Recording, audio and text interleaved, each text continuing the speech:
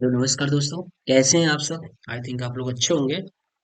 तो दोस्तों, आज इस क्लास में हम लोग चर्चा करेंगे डीएलएड फोर्थ सेमेस्टर विज्ञान के अति लघु उत्तरीय प्रश्न की, जो कि आपके 50 से 51 प्रश्न हो चुके थे पिछली क्लास में। आप पिछली क्लास में जाइए, वहां से आपको 50 से 51 प्रश्न अति लघु उत्तरीय के मिलेंगे, जो कि कराया जा चुका है। आज हम उसके आगे से स्टार्ट करेंगे, चूंकि पीडीएफ एक ही बनाया गया है।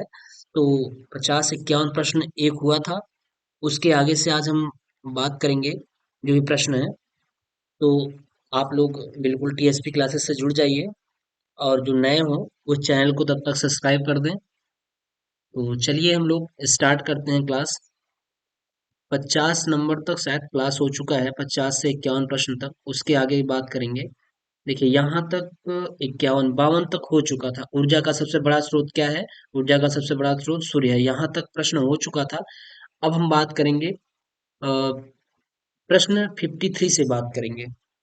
तो आप लोग अगर नहीं भी देखे होंगे इसके पहले के प्रश्न, तो आप जाइए पीएचपी क्लासेस के प्लेलिस्ट पे जाइए। वहाँ पे सारी क्लासेस सीक्वेंस में की गई हैं। आप उसको देख लीजिए, पिछली क्लास देख लीजिए। उसके बाद 53 नंबर से ये क्लास, इस क्लास में बात करेंगे हम। तो चलिए देखें 53 नंबर्स क्या कह रहा है।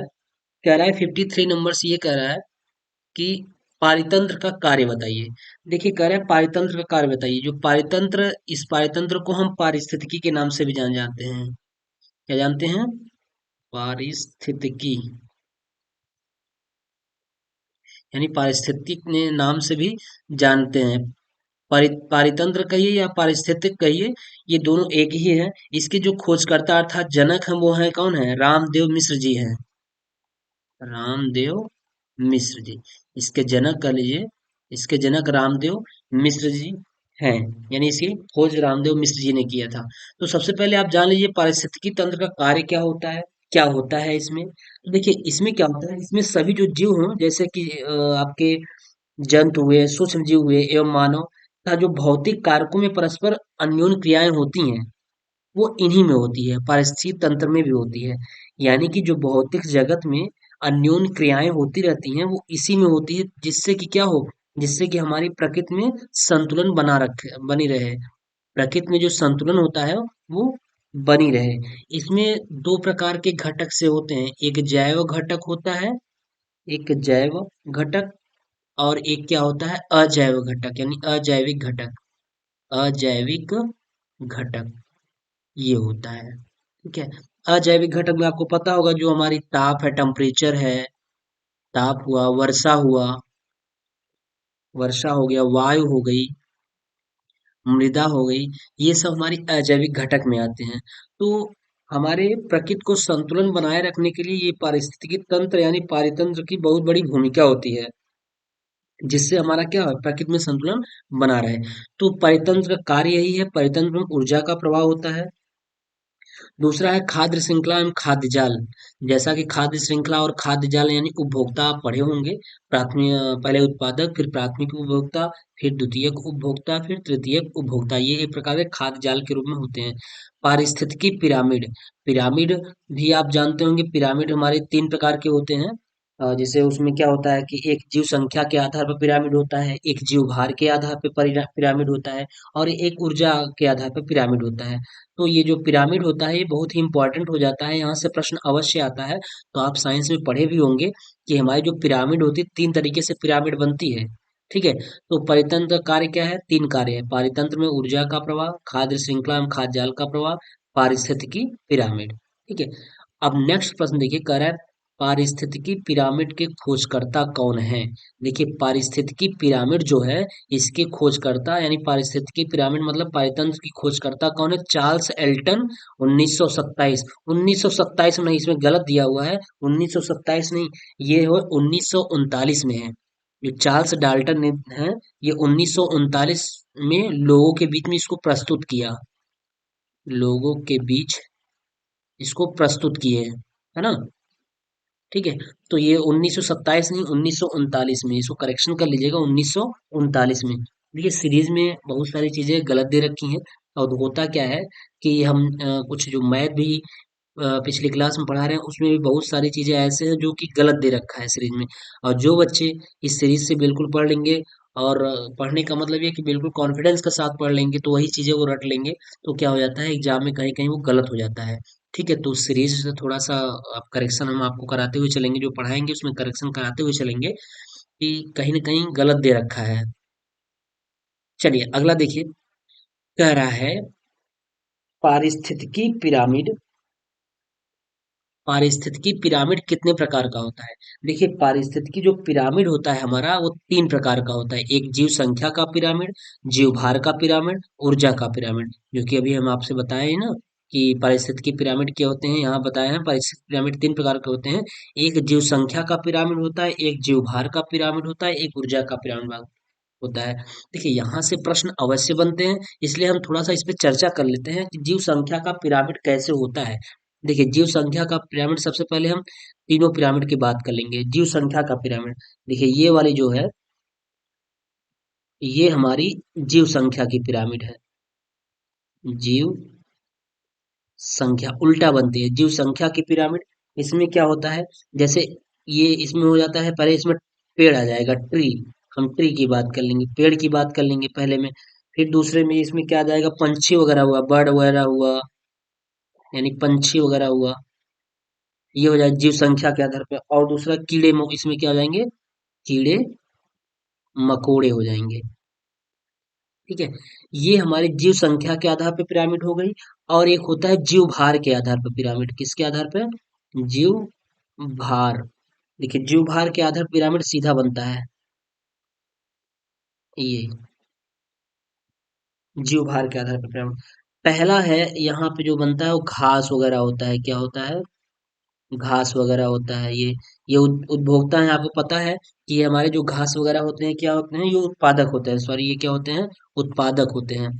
उसके बाद क्या आता है, जैसे हुआ गाय हुआ, चूहा हुआ, गाय हो गया, चूहा हो गया, बकरी हो गया,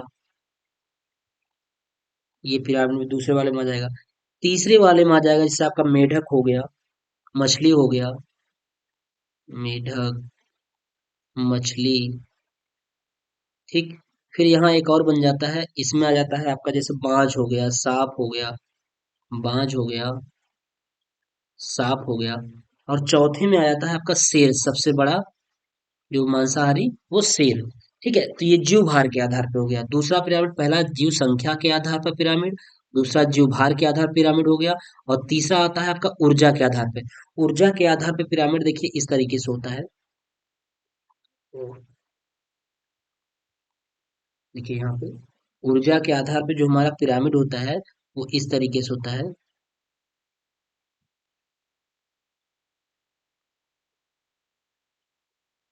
देखिए ऊर्जा के आधार पिरामिड में होता क्या है कि हमें सन से यानी सूरज से, सन से हमें ऊर्जा मिलती है। तो सन से जो हमें ऊर्जा ऊर्जा मिलती है वो उत्पादक को 100% ऊर्जा मिलती है। यानी 1000 किलो कैलोरी तक ऊर्जा मिलती है, इसको 100% तक ऊर्जा मिलती है। कहाँ से?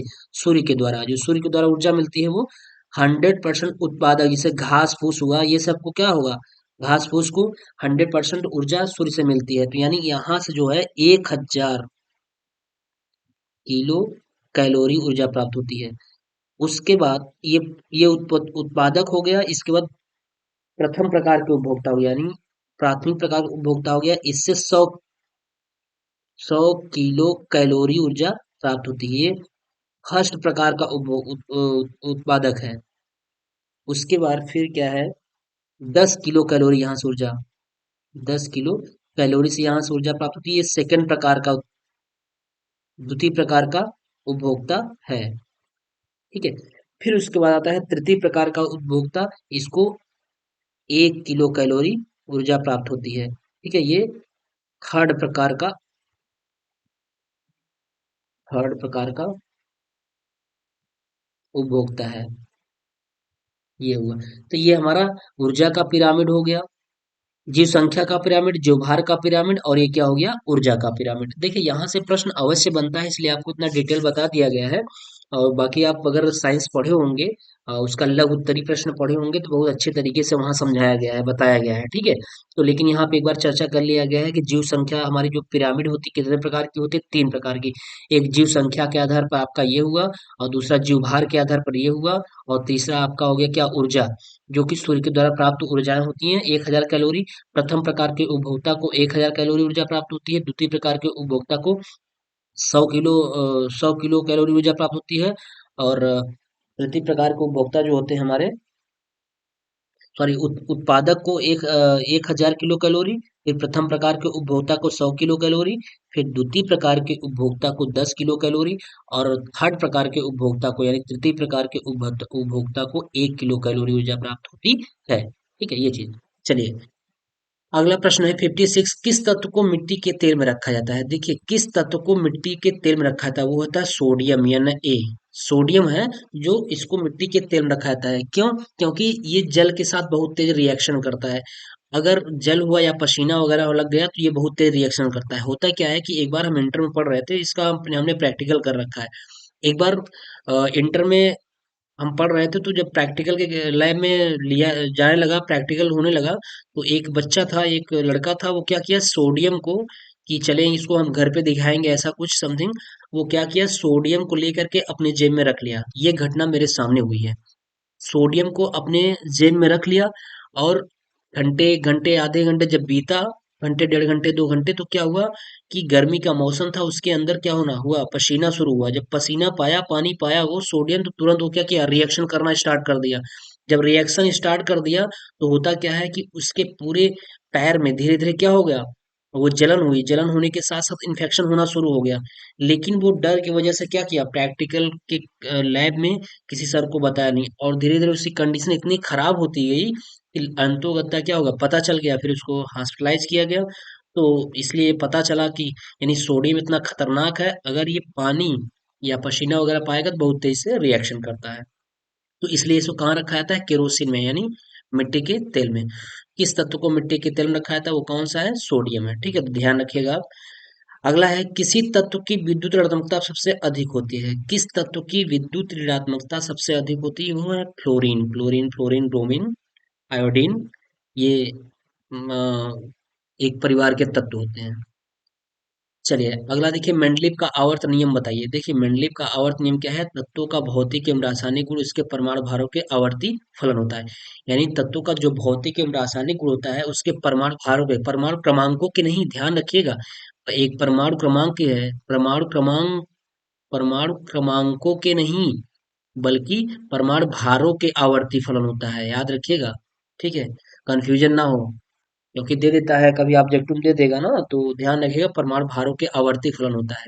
अयस्क किसे कहते हैं, वे खनिज पदार्थ जिसमें धातुओं को सरलता से निष्कर्षित किया जा सकता है, जाता है, अयस्क कहलाते हैं। देखिए, अयस्क खनिज पदार्थ, जैसे हम खुदाई करते हैं, जब खुदाई की जाती है तो क्या होता है कि हमारा खनिज पदार्थ निकलता है, तो उसको शुद्धिकरण करते हैं, ले आके मशीन के द्वारा। शुद्धिकरण की कई विधि हैं, आपको पढ़ाया भी गया है पिछले क्लास में। शुद्धिकरण की कई विधि हैं। उस खनिज को जब हम शुद्ध कर देते हैं, तो हमारा क्या प्राप्त होता है, अयस्क प्राप्त हो जाता है, वही हो जाता है। ठीक है, अयस्क कहलाता है। निष्क निष्कर्षित कर दिया जाता है, नहीं, उसको शुद्ध कर दिया जाता है, तो हमारा क्या बन जाता है, अयस्क बन जाता है। चलिए, नेक्स्ट प्रश्न देखिए। आई थिंक आप लोग को बहुत अच्छी तरीके से समझ में आ रहा होगा। अगर कहीं से कोई प्रॉब्लम है तो आप अवश्य कमेंट करें। चलिए, नेक्स्ट प्रश्न देखिए, धातु कर्म किसे कहते हैं। अयस्कों से धातुओं के निष्कर्षण तथा परिष्करण में शामिल समस्त प्रक्रमों, यानी समस्त प्रोसेस को धातु कर्म कहते हैं। अयस्कों से धातुओं के निष्कर्षण, यानी अयस्क से जो हम धातु प्राप्त करते हैं, उसमें जो प्रोसेस होती है, जिस प्रक्रिया के द्वारा हम उसको अलग करते हैं, वही हमारा क्या होता है, धातु कर्म होता है। ठीक है, चलिए, यूरेनियम धातु का निष्कर्षण मुख्यतः किस अयस्क से किया जाता है, तो वो है पिच ब्लेंड।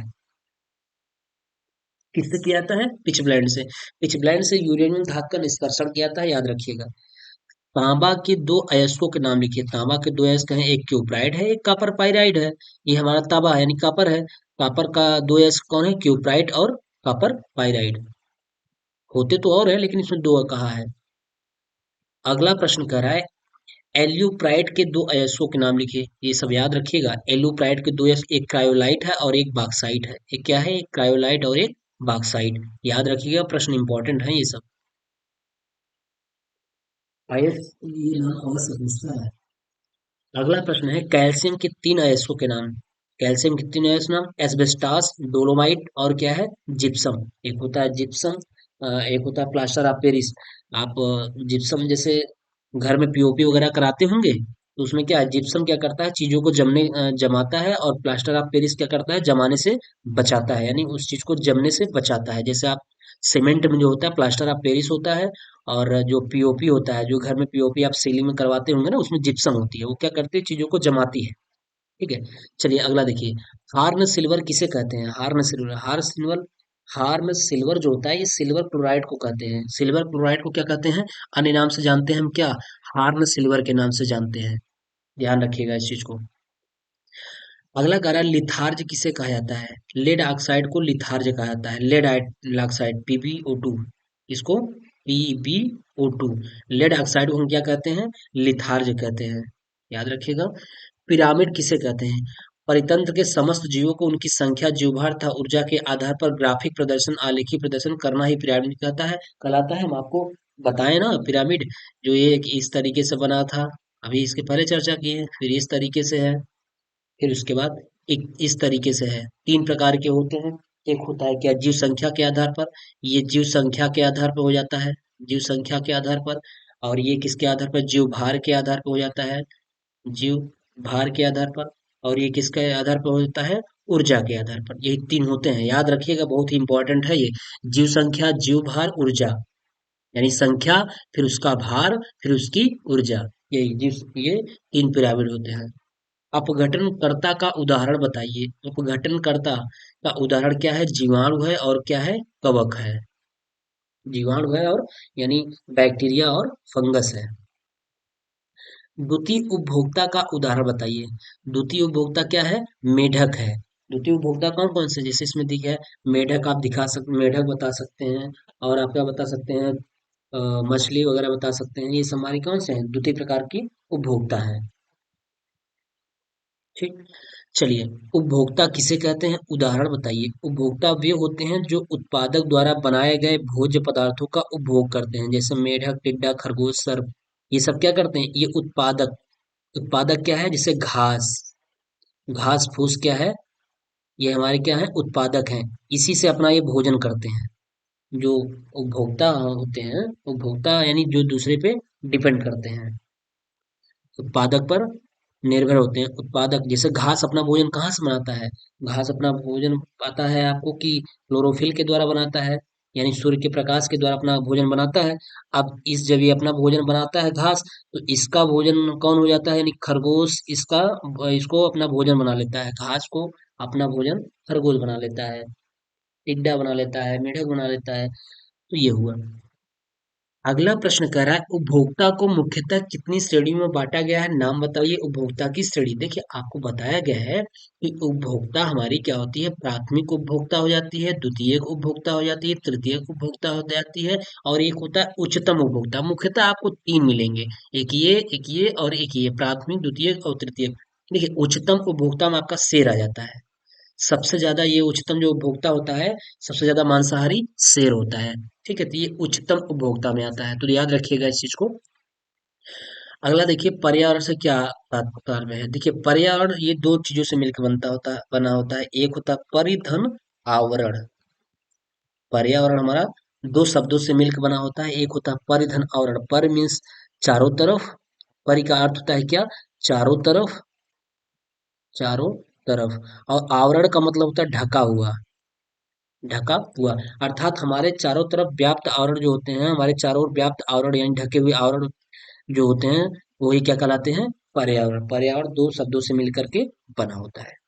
ठीक है। चलिए, पारितंत्र यानी पारिस्थितिकी, हमने बताया पारितंत्र हो या पारिस्थितिकी हो, बोथ आर इक्वल। शब्द का प्रयोग सबसे पहले किसने किया था, तो एजी हैंसेल ने, एजी हैंसेल ने किया था। ठीक है, तो एजी हैंसेल ने किया था, 1935 हो गया। पारितंत्र के कितने घटक होते हैं, पारितंत्र के दो घटक होते हैं, एक होते हैं जैविक घटक, एक होते हैं अजैविक घटक। बताया जा चुका है, अजैविक घटक जैसे ताप हो गया, ताप हो गया, वायु हो गया, मिट्टी हो गई, ये सब हमारे क्या होते हैं, अजैविक घटक होते हैं। जैसे हम क्या कहते हैं, हमारे अंदर भी एक ऐच्छिक और एक अनैच्छिक क्रियाएं होती है ना, तो वैसे भी परितंत्र में भी दो घटक होते हैं, एक जैविक घटक और एक क्या होता है, अजैविक घटक। अगला प्रश्न कर रहा है 75 नंबर, जैविक घटक किसे कहते हैं? पारितंत्र का वह घटक, देखिए जैविक घटक, पारितंत्र का वह घटक जिसके अंतर्गत सजीव चीजें आती हैं, जैसे जैविक घटक कहलाता है, जैसे पेड़ पौधे, जीव जंतु। ये किस में आते हैं? देखिए ये जैविक घटक में आते हैं। कौन सा? पेड़ पौधे, पेड़ पौधे, जीव जंतु, जीव जंतु, ये सब क्या है, जैविक घटक है। और अजैविक घटक में ताप, वायु, मिट्टी, ठीक है, ये सब, वर्षा, ये सब हमारे क्या है, अजैविक घटक हैं। तो आपको जैविक घटक भी आपको क्लियर हो गया और अजैविक घटक भी क्लियर हो गया। अजैविक घटक किसे कहते हैं? फिर वही चीज, पारितंत्र का वह घटक जिसके अंतर्गत निर्जीव आते हैं, अजैविक घटक कहलाते हैं। जैसे ताप, दाब, सूर्य का प्रकाश आदि, ये सब क्या है, अजैविक घटक है, बता दिया जा चुका है। पारितंत्र किसे कहते हैं? क्या चीज? पारितंत्र। पारितंत्र किसे कहते हैं? देखिए, पारितंत्र क्या होता है? पारितंत्र को पारिस्थितिकी भी कहा जाता है, बार बार बताया था, पारितंत्र को क्या कहते हैं, पारिस्थितिकी भी कहा जाता है। ठीक है, इसके अंतर्गत जैविक एवं अजैविक घटक आते हैं। पारितंत्र के अंदर क्या आते हैं? जैविक और अजैविक घटक आते हैं। जैविक तथा अजैविक घटकों के पारस्परिक अथवा आंतरिक संबंध को पारितंत्र कहते हैं। यानी जैविक और अजैविक घटकों के जो आपस में म्यूचुअली जो आंतरिक हो चाहे बाह्य संबंध हो, वही हमारे क्या कहलाएंगे, वो पारिस्थितिकी के अंतर्गत आएंगे। ठीक है, चलिए रुधिर क्या है? रुधिर एक तरल संयोजी ऊतक है जो प्लाज्मा एवं रुधिराणु का बना होता है, और रुधिर का पीएच मान 7.4 होता है। याद रखिएगा, ये प्रश्न ऑब्जेक्टिव में पूछा जाता है। ये प्रश्न आपका ऑब्जेक्टिव में पूछा जाएगा, ये वाला, कि पीएच की पीएच मान, सॉरी, रुधिर का पीएच मान कितना होता है? 7.4। और ये कैसा होता है? तो 7 से अधिक है। 7.4 जो है ये क्षारीय होता है। हमारा रुधिर जो होता है ये कैसा होता है? क्षारीय होता है। 7 पे उदासीन होता है, पीएच मान 7 पे उदासीन, पिछली क्लास में बताया भी है। उदासीन 7 से अधिक, अगर 7.1 हुआ तो क्या होगा? क्षारीय हो जाएगा। और 7 से अगर कम हुआ, ये 6.9 हो गया, तो ये क्या हो जाएगा? अम्लीय हो जाएगा। 7 पे उदासीन, 7 से कम अम्लीय, 7 से अधिक क्षारीय। चलिए, तो ये रुधिर क्या होती है? क्षारीय विलयन है। एरिथ्रोब्लास्टोसिस फिटलेसिस किसे कहते हैं? यदि पिता का रक्त आरएच फैक्टर जो होता है, आरएच फैक्टर पॉजिटिव हो तथा माता का रक्त आरएच फैक्टर निगेटिव हो, तो जन्म लेने वाले शिशु की जन्म से ही पहले गर्भावस्था में अथवा जन्म जन्म के तुरंत बाद क्या हो जाती है? मृत्यु हो जाती है। यही एरियोथ्रोब्लास्टोसिस फिटलेसिस कहते हैं। यानी अगर पिताजी का आरएच फैक्टर पॉजिटिव और माता जी का आरएच फैक्टर क्या हो गया? आरएच फैक्टर क्या हो गया? निगेटिव, आरएच निगेटिव है, तो लेने वाला बच्चा जन्म नहीं लेगा, बल्कि गर्भ में ही क्या हो जाएगा, वो उसकी तुरंत तुरंत मृत्यु हो जाती है। ठीक है, ऐसे बहुत सारे केसेस होते हैं कि बच्चा मरा हुआ बच्चा पैदा होता है, तो उसमें वही रीजन होता है कि आरएच फैक्टर पॉजिटिव और निगेटिव आपस में रिएक्शन कर जाते हैं, जिससे क्या होता है, बच्चा मरा हुआ पैदा होता है, उसकी मृत्यु गर्भावस्था में ही हो जाती है। चलिए, धातुओं का प्रमुख स्रोत क्या है? पृथ्वी की भूपर्पटी धातुओं का प्रमुख स्रोत है।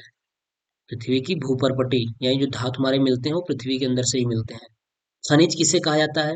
भूपर्पटी में प्राकृतिक रूप से जो तत्व या यौगिक प्राप्त होते हैं वे खनिज कहलाते हैं। जैसे बार बार बताया जा रहा है ना कि खनिज क्या होता है, जो हम खुदाई करते हैं तो वहां जो हमको, जो भूपर्पटी में जो तत्व या यौगिक पाए जाते हैं वो हमारे खनिज हो जाते हैं। जब हम उसको ले आके संशोधित कर देते हैं, शुद्ध कर देते हैं, वो क्या, तब क्या बन जाता है? अयस्क बन जाता है। तब क्या बन जाता है? अयस्क बन जाता है। यानी हमें जो खुदाई उदाई के समय जो ऐसे जिस रूप में, प्रकृति के जिस रूप में मिल जाए वो हमारा खनिज होता है, जब हम उसको शुद्ध कर देते हैं तो वो हमारा क्या बन जाता है? अयस्क बन जाता है। ठीक है, श्वेत रुधिर कण क्या है? व्हाइट ब्लड पर्पल्स की कार्य बताइए। नहीं, डब्ल्यूबीसी कार्य क्या है? यह है शरीर की प्रतिरोधक क्षमता को बढ़ाता है। डब्ल्यूबीसी जब आपकी खत्म हो जाती है, दिक्कत होती है, जिसको हम सफेद खून बोलते हैं, जब खत्म हो जाती है तो आपकी प्रतिरोधक क्षमता क्या हो जाती है? नष्ट होने लगती है।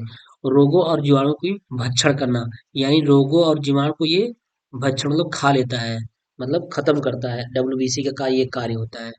ठीक है, अगर डब्ल्यूबीसी की कमी हो जाती है तो ब्लड लोगों में क्या हो जाता है, जैसे प्लेटलेट्स वगैरह की कमी होने लगती है। चलिए, हीमोग्लोबिन की मात्रा कम होने से शरीर में कौन सा रोग होता है? तो हीमोग्लोबिन की मात्रा कम होने से रक्ताल्पता रोग होता है। क्या होता है?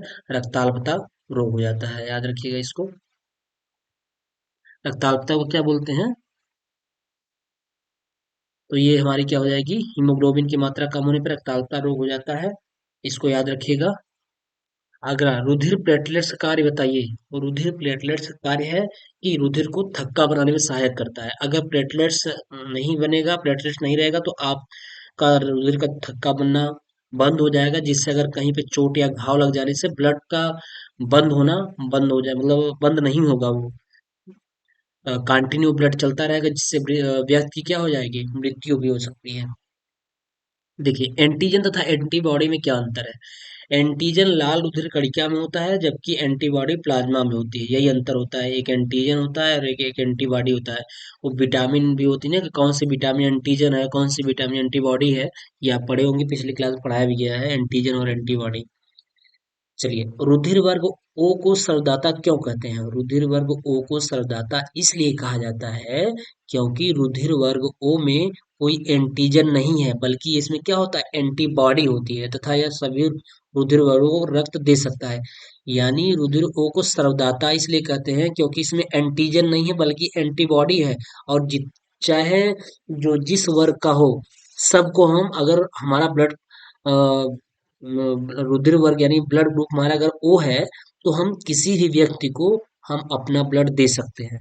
मतलब चाहे वो ए पॉजिटिव वाला हो, चाहे ए निगेटिव वाला हो, चाहे ए बी पॉजिटिव वाला हो, कोई भी वर्ग का व्यक्ति हो, हम उसे, अगर हमारा ब्लड ग्रुप ओ है, तो हम उसे ब्लड प्रदान कर सकते हैं, दे सकते हैं। ठीक है, ये होता है सर्वदाता।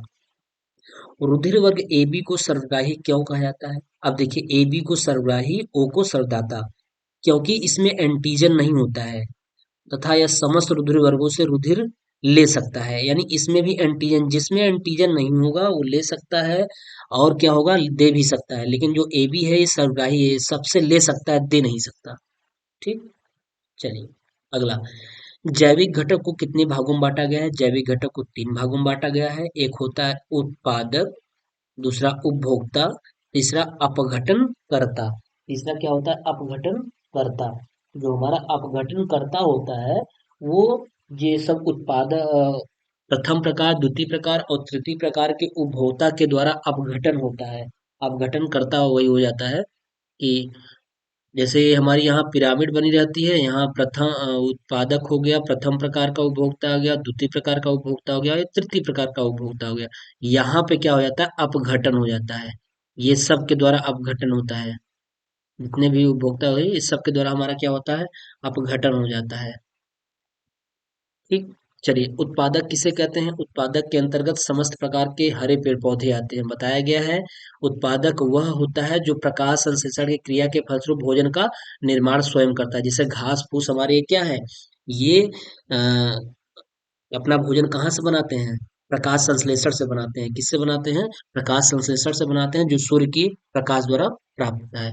जैसे हरे पेड़ पौधे हुआ, नीला शैवाल होगा, नीला व हरा शैवाल हुआ, ये सब उत्पादक में आते हैं। ठीक है, ये अपना भोजन कहाँ से बनाते हैं? सूर्य की प्रकाश के द्वारा बनाते हैं। अगला प्रश्न देखिए, द्वितीयक उपभोक्ता से क्या आशय है? देखिए, द्वितीयक उपभोक्ता वे हैं जो अपना भोजन प्राथमिक उपभोक्ता से प्राप्त करते हैं। यानी जैसे द्वितीयक उपभोक्ता वे होते हैं जो डिपेंड प्राथमिक उपभोक्ता पर रहते हैं। प्राथमिक उपभोक्ता में कौन से आते हैं? जैसे खरगोश वगैरह हुआ, ये प्राथमिक उपभोक्ता में आ गया। द्वितीयक उपभोक्ता में कौन आ गया? भेड़िया वगैरह हुआ, है ना, सांप हुआ, ये सब क्या द्वितीय उपभोक्ता में आ जाएंगे।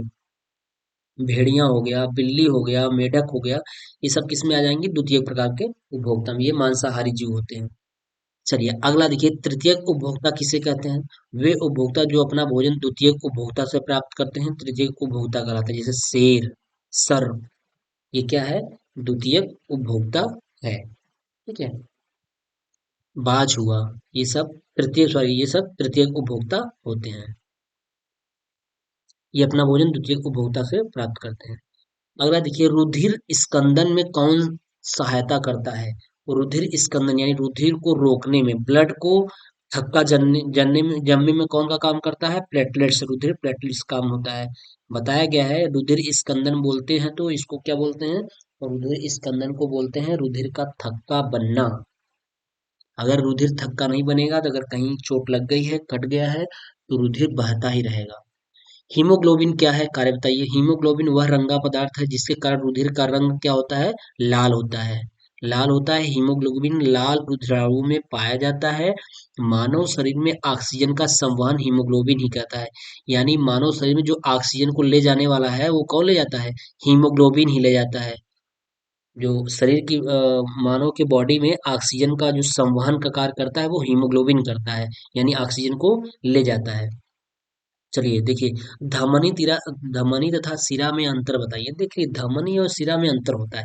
एक में शुद्ध रक्त बहता है, एक में अशुद्ध रक्त बहता है।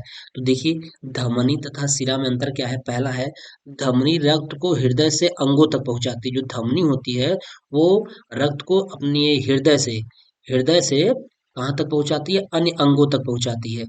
जबकि सिरा रक्त को अंगों से हृदय में, यानी उल्टा काम करता है।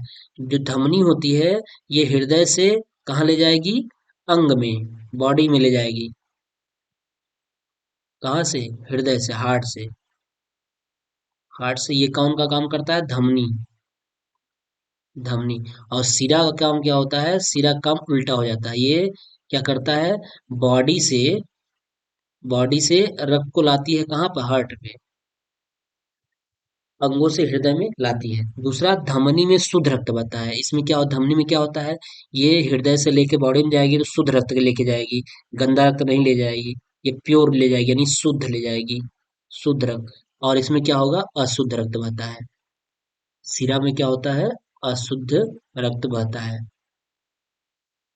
धमनी में शुद्ध रक्त बहता है फुफ्फुस धमनी को छोड़कर, यानी एक धमनी फुफ्फुस है उसको छोड़कर बाकी सारी जितनी भी धमनियां हैं सब सब शुद्ध रक्त बहाती हैं। जबकि सिरा में रुधिर बहता है फुफ्फुस सिरा को छोड़कर। ये फुफ्फुस सिरा क्या करता है, ये शुद्ध रक्त लेके आता है। चलिए अगला, धमनी में रक्त दबाव के साथ बहता है। धमनी में जो रक्त होता है वो प्रेशर के साथ बहता है। जबकि सिरा में रक्त धीमी गति से आता है, यानी इसमें प्रेशर के साथ बहता है और इसमें क्या होता है, ये स्लो गति से, स्लो मोशन में आती है। ठीक है।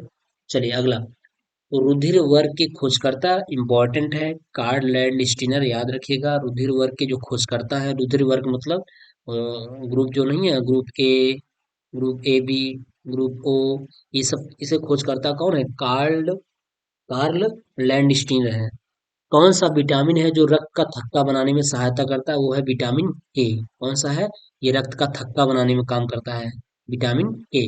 रक्त का थक्का बनाने में अनिवार्य प्रोटीन क्या है, फाइब्रिनोजन है। फाइब्रिनोजन क्या है, रक्त को थक्का बनाने में, प्रोटीन रक्त का थक्का बनाने में अनिवार्य होता है।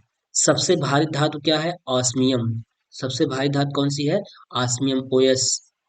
सबसे कठोर धातु का नाम बताइए, प्लेटिनम सबसे हार्ड होता है। सुचालक किसे कहते हैं, देखिए सुचालक वो होगा जिसमें करंट फ्लो हो सके। तो जिन पदार्थों से होकर विद्युत आवेश आसानी से प्रवाहित होता है उन्हें सुचालक कहते हैं। जैसे चांदी, तांबा, एल्युमिनियम, लोहा, ये क्या होता है, सुचालक होते हैं। अब सबसे बेस्ट जो सुचालक माना जाता है वो क्या माना जाता है, कापर यानी तांबा माना जाता है। सबसे बेस्ट कापर माना जाता है क्योंकि इसकी प्रतिरोधक क्षमता बहुत कम होती है। एल्युमिनियम की प्रतिरोधक क्षमता होती है, लोहा की प्रतिरोधक क्षमता और भी ज्यादा होती है। तो जिसकी प्रतिरोधक क्षमता ज्यादा होगी उसमें करंट फ्लो कम होगा, जिसकी प्रतिरोधक क्षमता जीरो होगी उसमें करंट फ्लो बहुत तेज होगा। चलिए अगला देखिए, सबसे अच्छा चालक कौन है, चांदी। दूसरे स्थान पर तांबा। देखिए चांदी सबसे अच्छा है लेकिन चांदी इतना कॉस्टली पड़ता है कि हम आप यूज नहीं करते। इसलिए क्या, जनरली बेस में हम क्या माने आते हैं, हमको क्या मानते हैं हम, कापर, क्योंकि कापर का तार ज्यादा प्रयोग किया जाता है। चांदी इतना महंगा है कि आप कहाँ प्रयोग करेंगे तार का उसमें। तो बहुत जो कॉस्टली वस्तुएं होती होंगी उसमें चांदी का तार लगाया जाता होगा। अगला देखिए, एक आदर्श अमीटर का प्रतिरोध कितना होता है। एक आदर्श अमीटर का प्रतिरोध शून्य होगा। हमने बताया कि जिसका प्रतिरोध R इक्वल टू जीरो होगा वो क्या माना जाएगा, आदर्श अमीटर माना जाएगा, यानी आदर्श कंडक्टर माना जाएगा। उसमें धारा फ्लो बहुत तेजी से होगा, बहुत अच्छी से होगा। अगला देखिए, प्राकृतिक चुंबक रासायनिक रूप से क्या है। प्राकृतिक चुंबक रासायनिक रूप से लोहे का ऑक्साइड Fe3O4 है, Fe3O4। 4 है होता है। इसका कोई आकार नहीं होता। प्राकृतिक चुंबक रासायनिक रूप से लोहे का ऑक्साइड है, इसका कोई आकार नहीं होता। चलिए अगला देखिए, चुंबक क्या है, चुंबकत्व तो क्या है।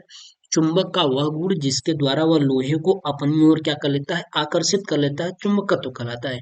यानी चुंबक क्या करता है, लोहे को अपनी तरफ क्या करता है, आकर्षित करता है। चुंबक के सिरों के निकट चुंबकत्व सबसे अधिक होता है। यानी चुंबक के जो सिरे होते हैं, नॉर्थ और साउथ होते हैं। जैसे चुंबक हमारा इस तरीके से होता है, इस तरीके से, ये नॉर्थ है और ये साउथ है। इसका सिरा ये है और इसका सिरा ये है। तो यहाँ पे सबसे ज्यादा चुंबकत्व कहाँ पे होगा, सबसे ज्यादा चुंबकत्व इसके सिरों पे होगा। ठीक है, यहाँ पे चुंबकत्व सबसे ज्यादा होगा, यहाँ और यहाँ पे। तो चुंबक के सिरों के निकट चुंबकत्व सबसे अधिक होता है। क्षेत्र चुंबकत्व के ध्रुव कहलाते हैं।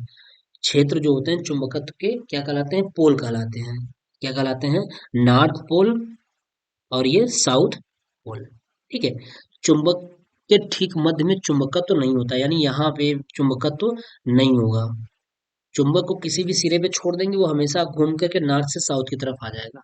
ये आता है। ठीक है, चलिए चुंबक के गुण बताइए। चुंबक के सिरों के मध्य चुंबकत्व सबसे अधिक होता है, यानी उनके पोल पर चुंबकत्व सबसे अधिक होता है। यह क्षेत्र चुंबक के ध्रुव कहलाते हैं। दूसरा, चुंबक के मध्य में चुंबकत्व नहीं होता। एक गुण ये हो गया कि यहाँ पे क्या होता है, मध्य में चुंबकत्व का गुण नहीं होता। तीसरा, चुंबक को क्षैतिज तल में स्वतंत्रता लटकाने पर हमेशा, हमने क्या बताया, हमेशा वो क्या हो जाएगा, नॉर्थ से साउथ की दिशा में ही आके रुकेगा। उत्तर की ओर ठहरने वाले ध्रुव को उत्तरी ध्रुव तथा दक्षिण की ओर ठहरने वाले ध्रुव को दक्षिणी ध्रुव कहते हैं, जैसे नॉर्थ और साउथ। किसी भी स्थिति में छोड़ दीजिए, लेकिन वो घूम के नॉर्थ से साउथ की तरफ आ जाएगा। चुंबक के दो ध्रुवों को मिलाने वाली रेखा को क्या कहते हैं, चुंबकीय क्षेत्र कहते हैं। चुंबक के दो ध्रुवों को मिलाने वाली रेखा, ये जो हमने मिलाया है, ये देखिए, ये जो चुंबक को मिलाया है, यही ऐसा क्या है, चुंबकीय क्षेत्र है। मैग्नेटिक फ्लक्स, मैग्नेटिक फील्ड है, सॉरी मैग्नेटिक फील्ड, यही इसका क्या है, मैग्नेटिक फील्ड है। ठीक है, चलिए अगला देखिए, ओम एम्पियर तथा वोल्ट में क्या संबंध है। तो volt V equal to I into R, volt equal to ampere गुणित ओम, आई आर। ठीक, V equal to I R होता है। वोल्ट इक्वल टू धारा गुणित प्रतिरोध। रुधिर का रंग लाल क्यों होता है, रुधिर का रंग लाल इसलिए होता है क्योंकि इसमें हीमोग्लोबिन पाया जाता है। हीमोग्लोबिन में हीम नामक रंजन होता है। कौन सा, हीम नामक रंजक होता है जो रुधिर को लाल रंग प्रदान करता है।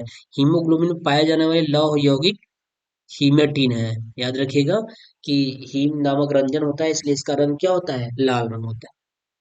चलिए, आरबीसी डब्ल्यूबीसी तथा रुधिर प्लेटलेट्स का जीवन काल, वेरी मोस्ट इंपॉर्टेंट प्रश्न है ये। आरबीसी जो होता है, आरबीसी का कार्यकाल 20 से 120 दिन होता है। डब्ल्यूबीसी का कार्य 2 से 4 दिन होता है। रुधिर प्लेटलेट्स का काम क्या, कार्य क्या होता है, 3 से 5 दिन। यानी इतने दिनों में ये बनते रहते हैं, बिगड़ते रहते हैं। डब्ल्यूबीसी का सबसे कम होता है, वाइट वाइट ब्लड कार्पल्स का, ये 2 से 4 ही दिन में ये बनेगा भी और बिगड़ेगा भी, बनता रहता है, बिगड़ता रहता है। चलिए अगला देखिए, उस जीव का नाम बताइए जिसमें आरबीसी में केंद्रक पाया जाता है। तो ऊंट एवं लामा नामक स्तनधारी के आरबीसी में केंद्रक पाया जाता है, बाकी किसी में केंद्रक नहीं पाया जाता है। ऊंट एवं लामा नामक स्तनधारी, ये सब क्या है, दूध देने वाले हैं, है ना। ऊंट और लामा दो जीव हैं। आरबीसी, लाल रुधिर कणिका का कार्य बताइए। आरबीसी कार्य क्या है, शरीर की प्रत्येक कोशिका को ऑक्सीजन पहुंचाता है। पता है हीमोग्लोबिन काम क्या है, हीमोग्लोबिन क्या करता है, ऑक्सीजन को पूरे बॉडी में पहुंचाता है।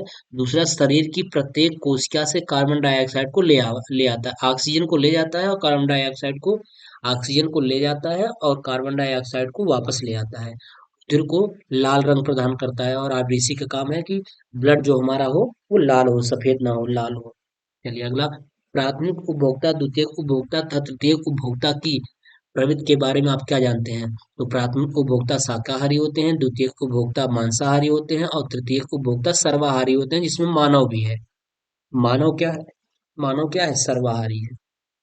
ठीक है, बताया गया है प्राथमिक उपभोक्ता शाकाहारी, जैसे खरगोश वगैरह हुआ, खरगोश हुआ, ये सब शाकाहारी, इसमें भेड़िया आ जाएगा, और इसमें क्या आ जाएगा, बांस आ जाएगा, शेर आ जाएगा, है ना, बांस आ जाएगा, शेर आ जाएगा। ये सब हमारे क्या है, तृतीयक उपभोक्ता है, जो कि अब मानव हो जाएगा, सर्वहारी माते हैं। अपघटनकर्ता अथवा अपघटक से आप क्या समझते हैं? अपघटनकर्ता वे जीव हैं जो जटिल पदार्थों को सरल पदार्थों में तोड़ते हैं।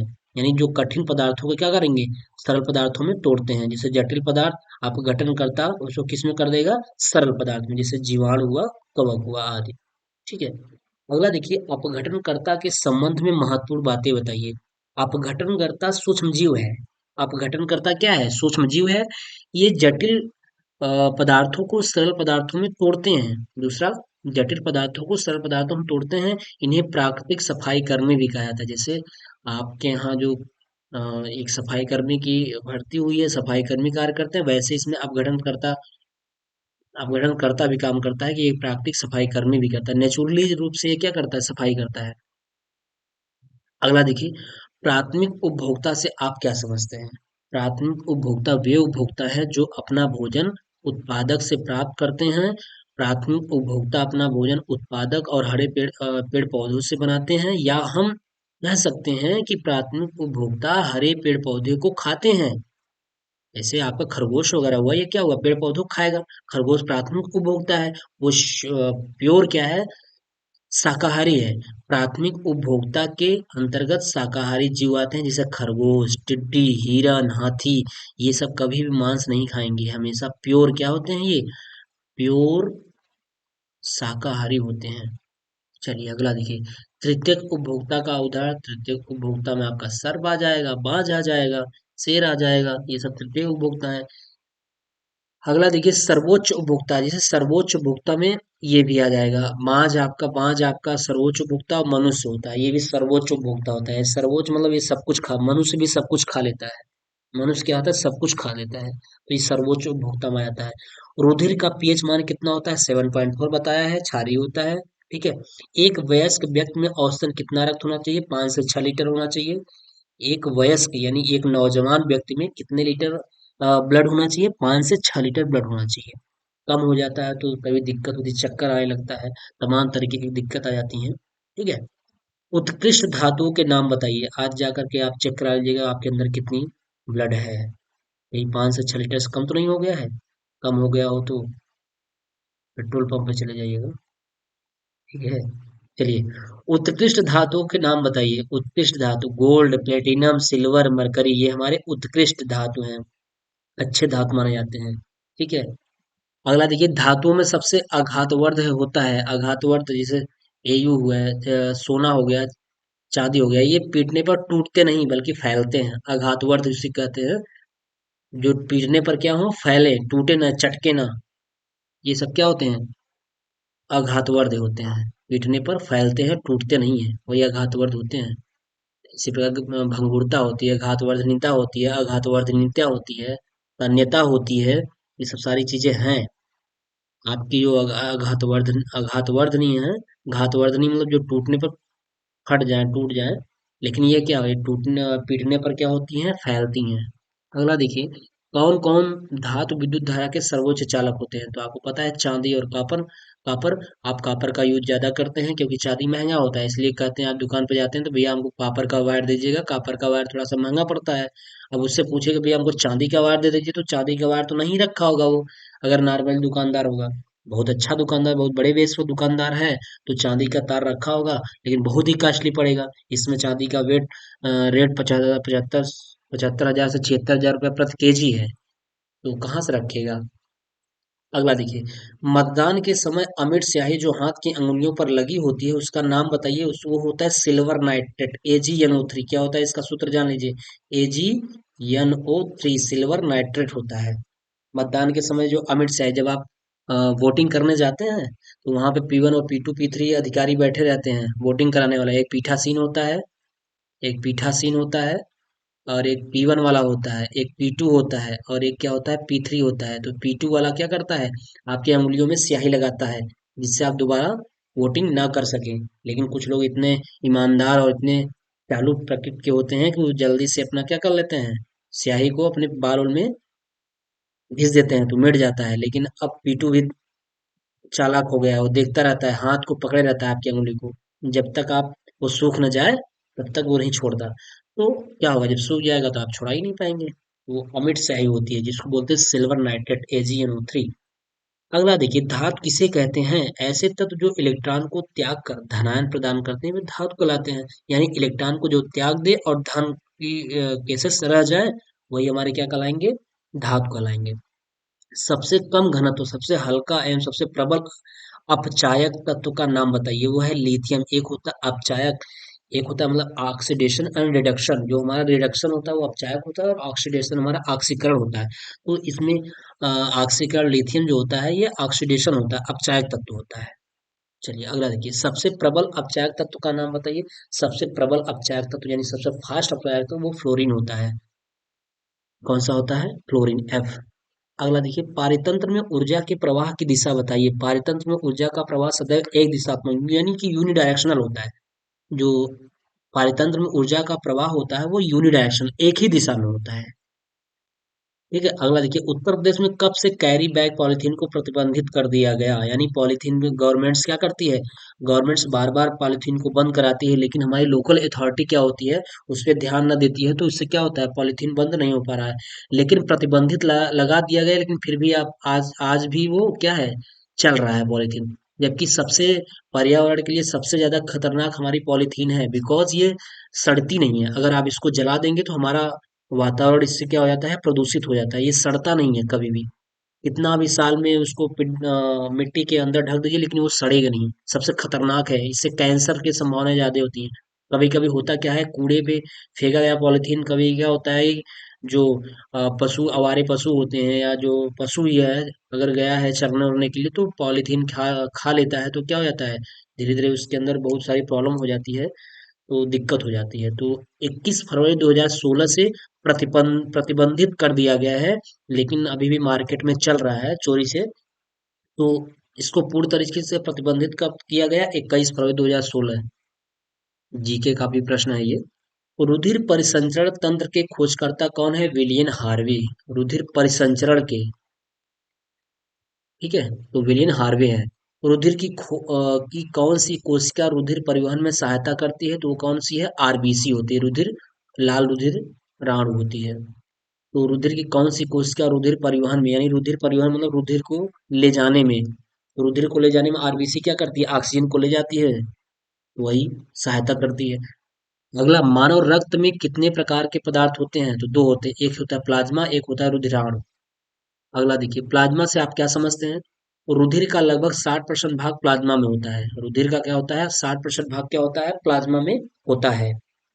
रुधिर का 60% भाग प्लाज्मा में होता है। यह अजीवित तरल पदार्थों का होता है। इसमें लगभग 90% जल होता है।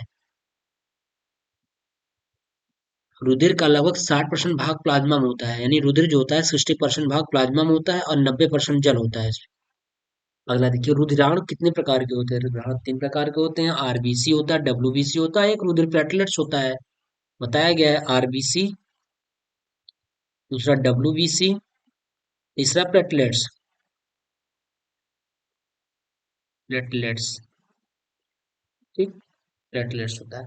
अगला देखिए, रुधिर का कार्य बताइए। रुधिर का काम क्या है? रक्त का थक्का बनाना।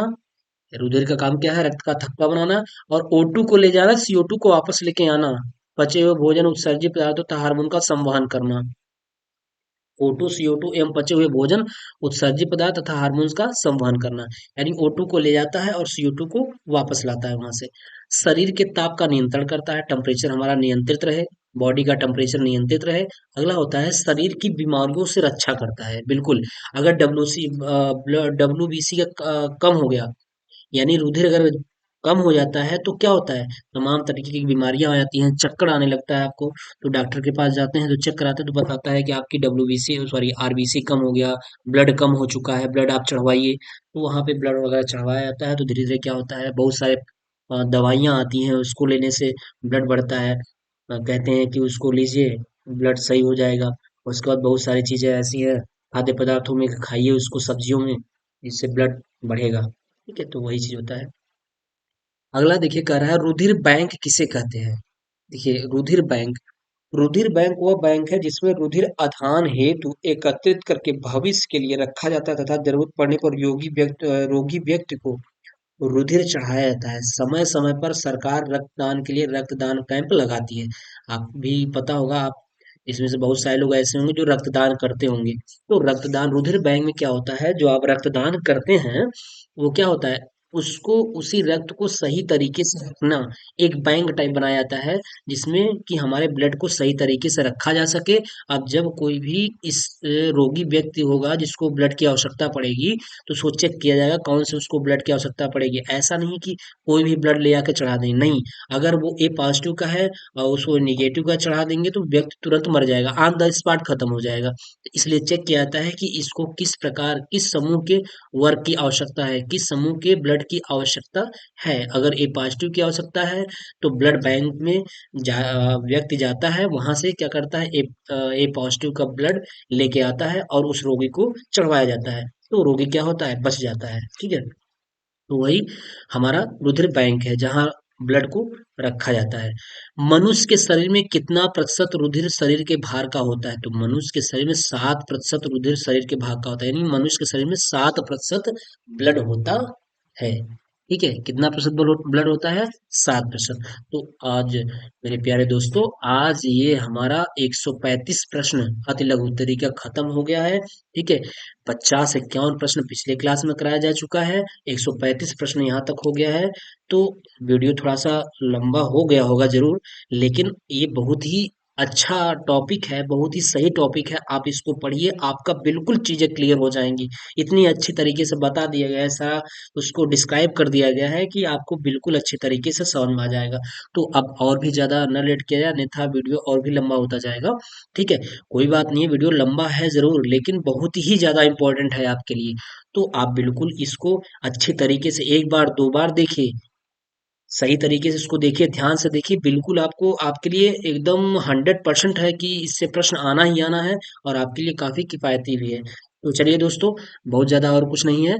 तो अब हम इसके बाद मिलेंगे नेक्स्ट वीडियो में, लेके आएंगे आपका प्रीवियस ईयर का पेपर सॉल्व कराएंगे। प्रीवियस ईयर का पेपर इसलिए नहीं सॉल्व करा रहे थे क्योंकि आपका पहले ही हम अति लघुत्तरी प्रश्न करा दें, उसके बाद प्रीवियस ईयर का जब पेपर सॉल्व कराएंगे तो उसमें आसानी होगी आपको समझने में। इसलिए हम सोचे कि पहले प्रीवियस ईयर का पेपर न सॉल्व करा करके हम अति लघुत्तरी प्रश्न करा देते हैं। ठीक है, तो अति लघुत्तरी प्रश्न करा दिया गया है। अगर आप चैनल में नए हो मेरे प्यारे दोस्तों, चैनल को सब्सक्राइब करिएगा, दोस्तों के साथ शेयर करिए और देखने के बाद एक लाइक मार दीजिएगा, बस, बाकी और भी कुछ नहीं आपसे लगना है। ठीक है, चलिए दोस्तों, मिलते हैं नेक्स्ट वीडियो में, तब तक के लिए बाय।